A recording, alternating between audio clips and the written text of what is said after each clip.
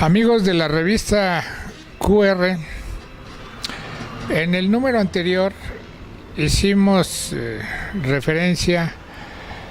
de manera breve a la historia de la Fuente de las Tarascas, uno de los elementos de la ciudad que ha sido motivo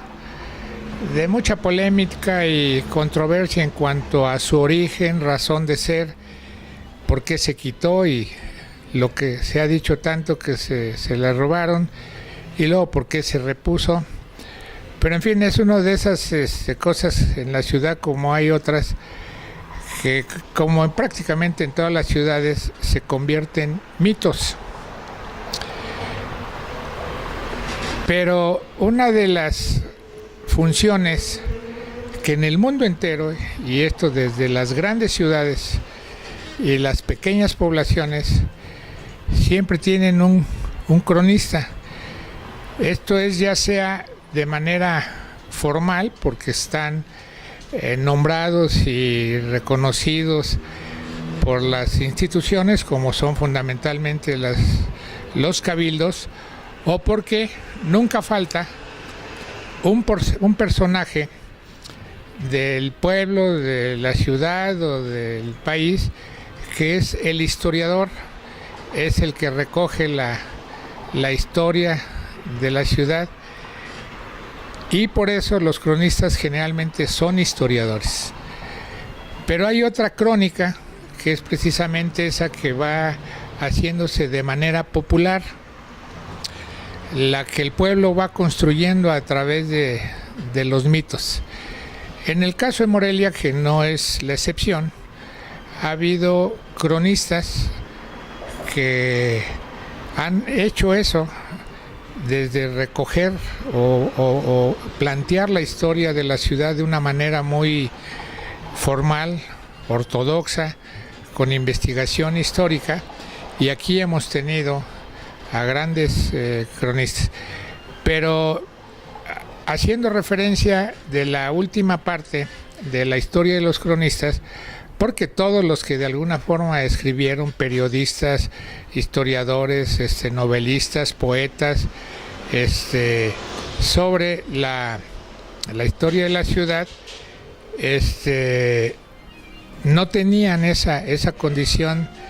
de formalidad. Sin embargo, a partir de 2002, y esto considerando que era necesario darle esa formalidad, el ayuntamiento y la comisión de cultura, invitada por el presidente municipal, consideró la idea de crear y formalizar la figura del cronista. Cuando se analizó cuál debía ser la condición y el perfil de un cronista, pues desde luego se pensó en alguien que ya venía siendo parte de la historia, y un historiador muy reconocido, el doctor en historia Javier Tavera Alfaro. Antes de él, el maestro Carlos Arenas, que era un licenciado, era poeta, vecino del Jardín de Villalongín, era el que llevaba un poco la crónica de la ciudad, y aun cuando no teniendo el nombramiento formal, pero sí habiéndosele dado de palabra el nombramiento por parte de un presidente municipal, asumió las funciones, y él acudió a una reunión de los cronistas de la República Mexicana, una asociación de cronistas, y por lo tanto quedó registrado como tal, y siempre se reconoció a sí mismo y lo hacía saber de esa manera, que él era el cronista de la ciudad. Pero cuando llega un presidente municipal y pregunta que cómo se había nombrado y cuáles eran sus funciones, si estaban definidas por parte del cabildo, dijeron pues no, precisamente. Entonces se consideró la idea de formalizarlo. Llegado el momento, se consideró, y ahí es donde viene mi participación, la creación del cronista fotográfico. Pero al considerar la creación del cronista fotográfico, porque el entonces presidente municipal, el licenciado Fausto Vallejo, conocía y sabía de lo que yo venía haciendo ya a través del tiempo. Y entonces dijeron, pero si hay un cronista fotográfico y un cronista historiador, ¿por qué no abrir la posibilidad a cronistas en otras áreas? Porque finalmente cualquier cronista, y en la Ciudad de México sucedió, nunca es posible que pueda cubrir todas las áreas porque cada quien tiene sus especialidades. Entonces se consideró la idea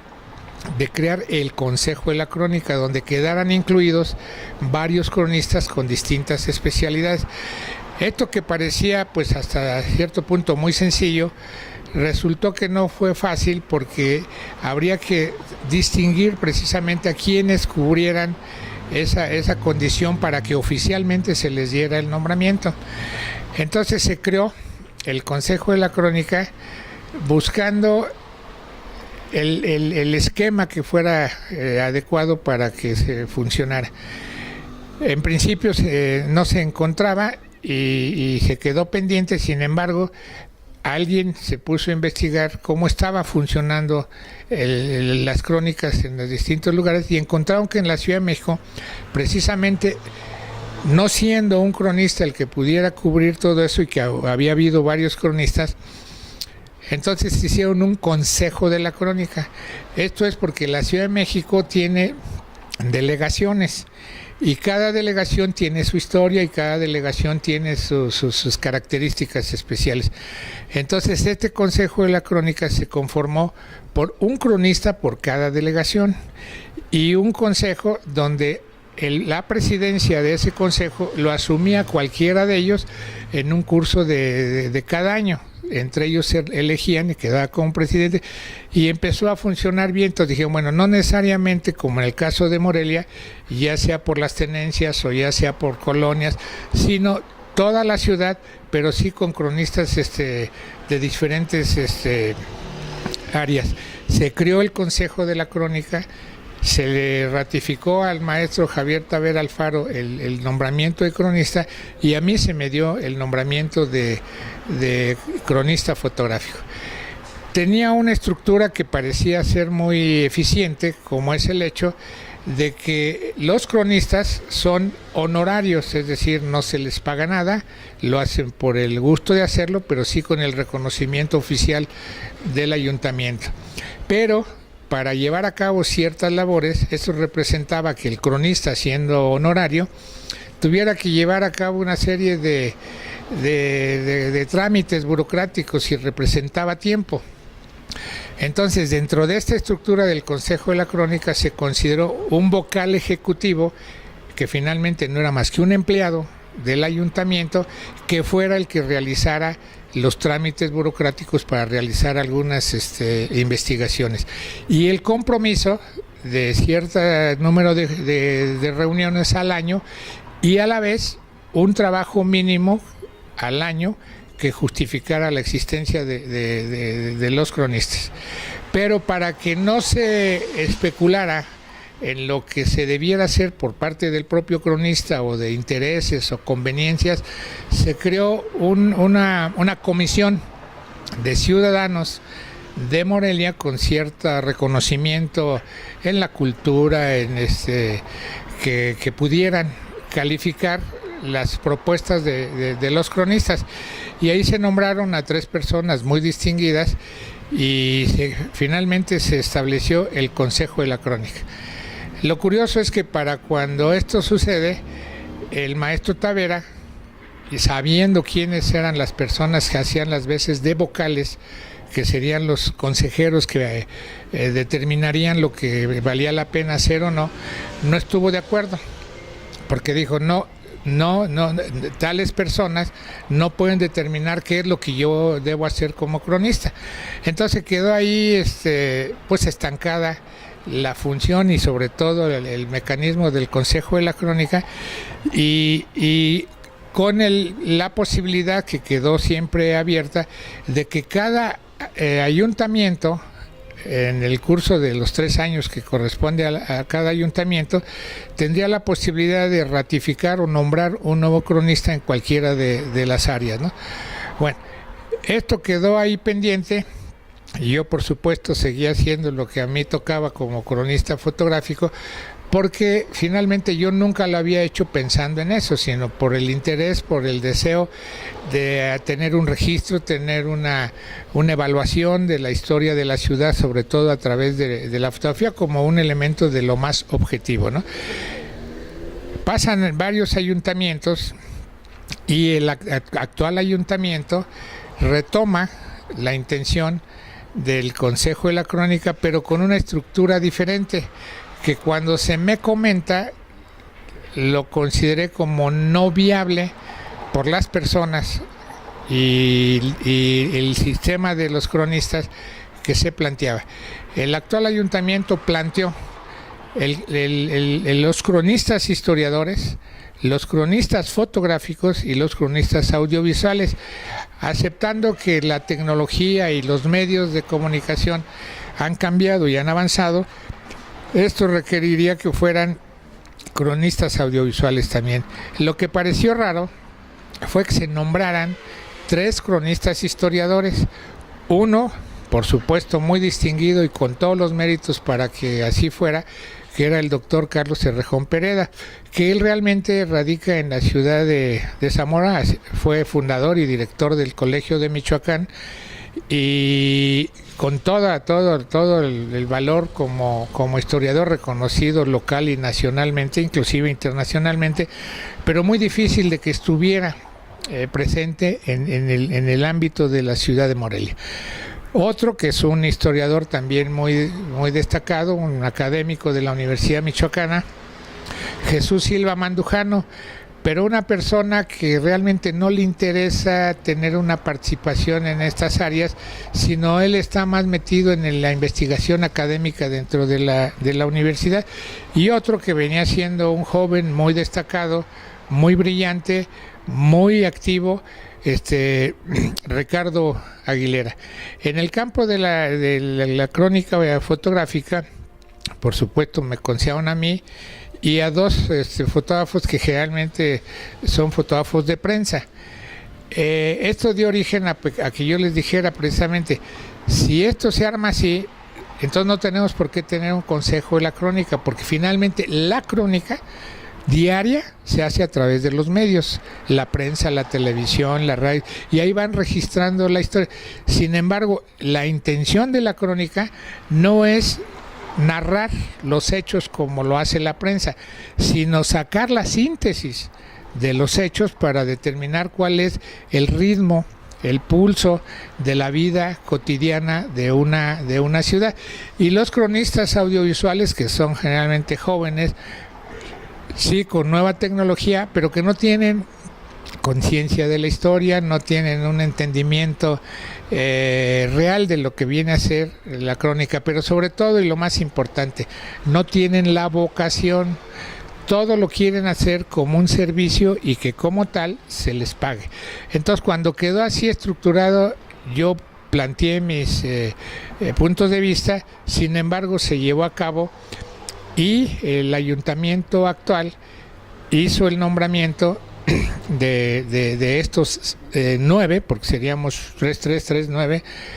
cronistas, y con motivo del 25 aniversario